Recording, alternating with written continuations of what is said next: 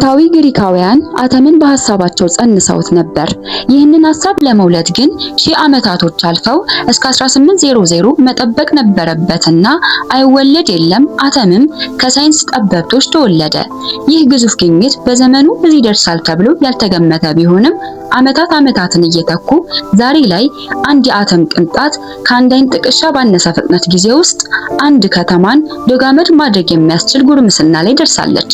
የሚያስገርመው ደግሞ ይህ ክስተት ተፈጥሯዊ ሳይሆን ከራሳችን የሰው ልጆች ከምድራችን የሆድ ዕቃ አውጥተን ለመልካም መጠቀም ስንችል ለመጠፋፊያ አብላልተን በፈበረክነው የማዕድን ቅንጣት መሆኑ ነው። የፊዚክሱ ሊቀ ጠበብት አልበርት አንስታይን የኃይልን ወይንም የኢነርጂን አፈጣጠር በገለጸበት ቀመሩ ተጠቅመው የዘርፉ ሊቃውንት በፈጠሩት የኃይል ቅንጣት ዛሬ ዓለም ሶስተኛ የዓለም ጦርነትን የአርማጌዶንን ያህል እንድትፈራ አድርጓታል። የማወራው ስለ ጦር መሳሪያ ከመሰላችሁ ተሳስታችኋል። ዛሬ የምነግራችሁ ለታሪክ ነጋሪ ሳያስቀር የሰው ልጅ ከምድረ ገጽ መሰረር ስለሚችለው የኢራኒየም የአቅም ቅንጣት አደገኛ ውህድ ነው።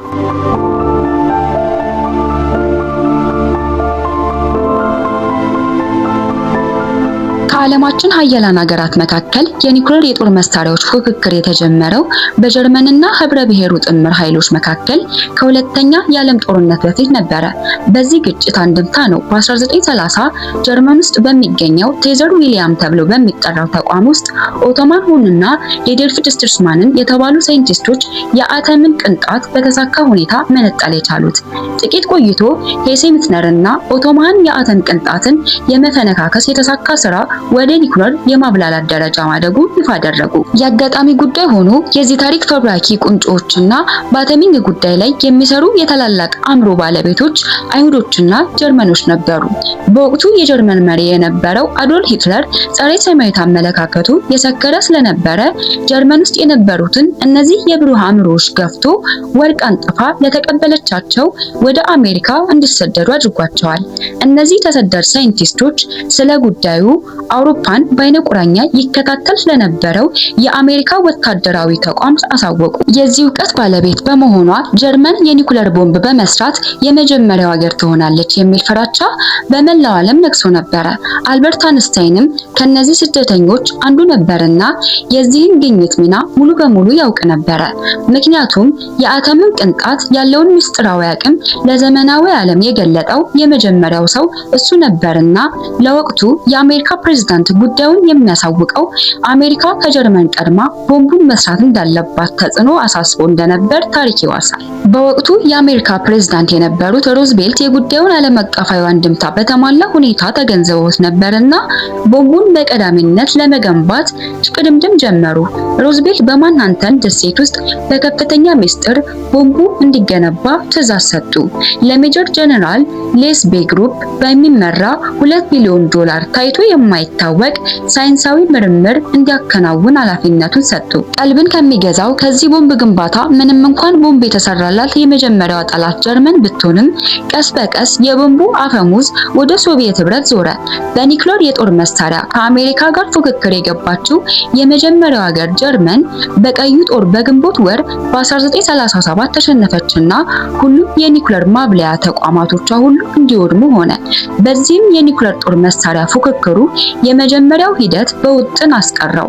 ቢሆንም ከአድማስ ባሻገር አዲስ ጠላት በመሆን ኮሚኒስቷ ሶቪየት ህብረት ወይንም ሩሲያ ብቅ አለች።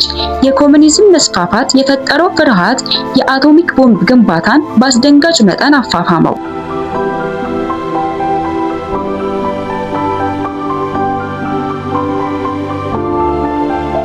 ከጀርመን መፈረካከስ በኋላ ኮሚኒስቷ ሶቪየት ህብረት አሜሪካንን የምዕራቡን ዓለም አጋዦቿን ተገዳዳሪና ታላቅ ኃይል ሆነች።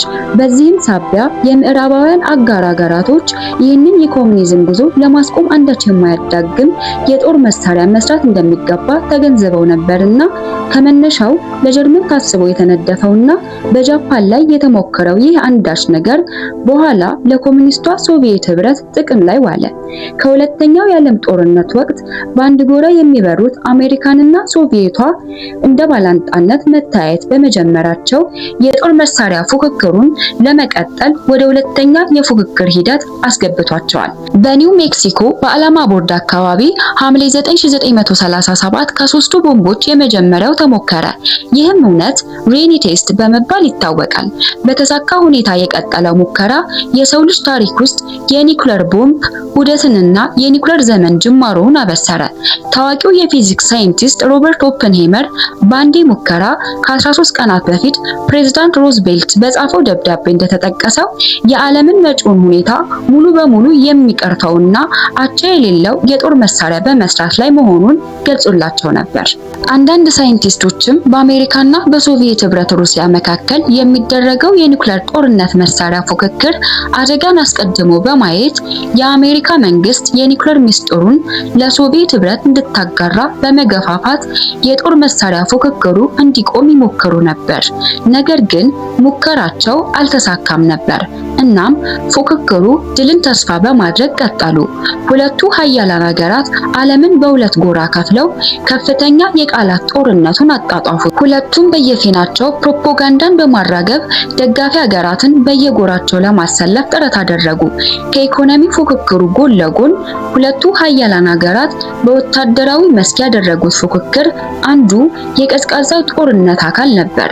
የጦር መሳሪያ ፉክክሩን አሜሪካ እንደጀመረችው ብዙዎች ይስማሙበታል።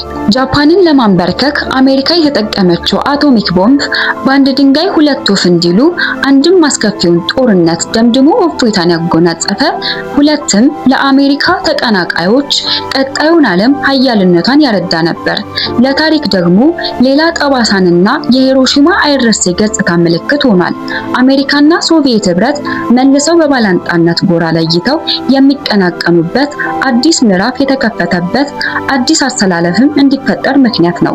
በአሜሪካ ወታደራዊ የበላይነት የተወሰደባት ሆኖ የተሰማት ሶቪየት ህብረት ሙሉ ትኩረት ወደ ጦር መሳሪያ ግንባታ ከማዞር የተሻለ አማራጭ አልነበራትም። ሶቪየት ህብረት አስቀድማ በሁለተኛው የዓለም ጦርነት ወቅት የኒውክሌር ጦር መሳሪያዎችን የመገንባት ስራዋን የጀመረች ሲሆን አደገኛ የሆነ የአቶሚክ ቦምብ እስከሞከረችበት 1941 ድረስ በስራ ላይ ነበረች። ይህንን የሶቪየት ህብረት ጥረት በሚገባ የተረዳችው አሜሪካ የኒውክሌር አሩሮቿን ቁጥር አሳደገች።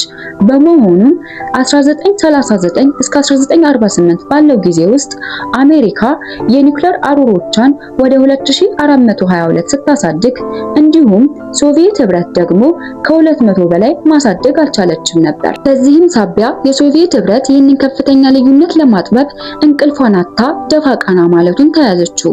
በወርሃ ጥቅምት 1953 የሶቪየት ህብረት ሉባያ ዛምቢያ በተባለች የደሴቷ ግዛት ላይ አንድ አስፈሪ የአቶሚክ ቦምብ ሙከራን ባደረገችበት ወቅት መላው ዓለም ደነገጠ።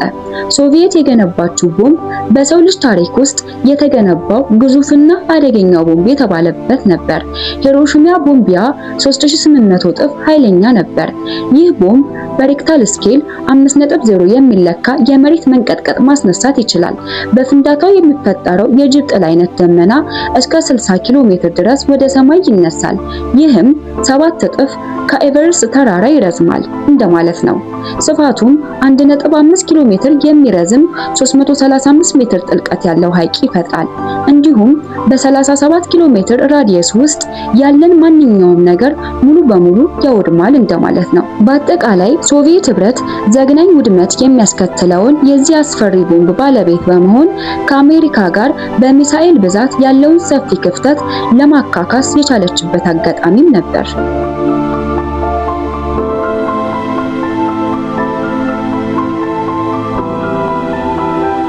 ዓመታትን እየተኩ ከሁለቱ ሀያላን ሀገራት በተጨማሪ ሌሎች ሀገራት በዚህ አደገኛ ቦምብ ፍቅር ተነደፉ።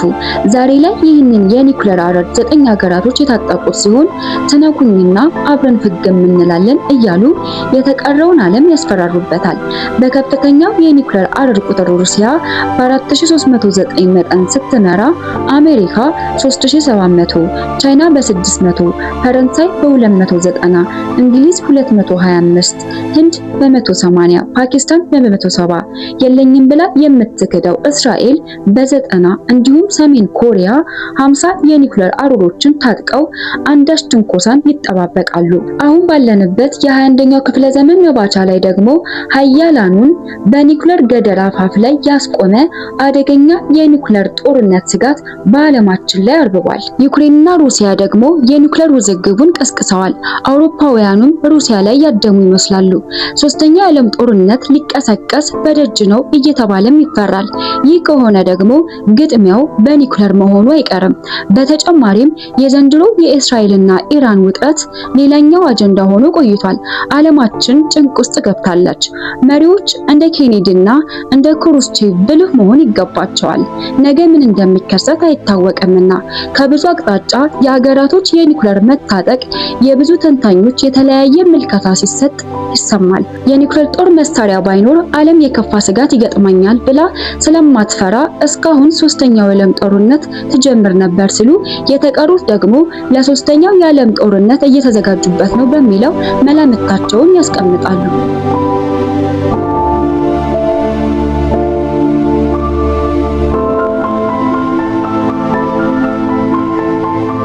ውድ የአልፋ ሚዲያ ቤተሰቦች የዛሬው ቅኝታችን ይህንን ይመስላል። አብራችሁን ስለቆያችሁ እናመሰግናለን።